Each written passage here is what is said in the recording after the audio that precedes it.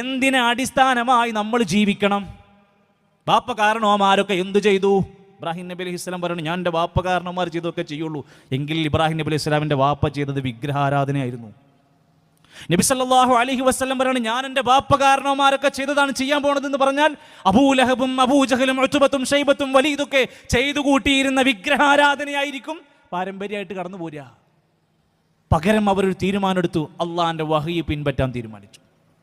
അത് പിൻപറ്റുക എന്ന് പറഞ്ഞാൽ, വഹി എന്ന് പറഞ്ഞാൽ ഒരിക്കലും പിഴക്കൂല, അബദ്ധം വരൂല, തെറ്റു വരൂല, തിരുത്തേണ്ടി വരൂല. അള്ളാഹിൻ്റെ ഖുർആൻ അവസാനത്തെ വഹിയിൻ്റെ സന്ദേശമാണ്. മനുഷ്യരെ മുഴുവൻ നന്മയിലേക്ക്, സത്യത്തിലേക്ക് നയിക്കുന്ന വേദഗ്രന്ഥമാണ്.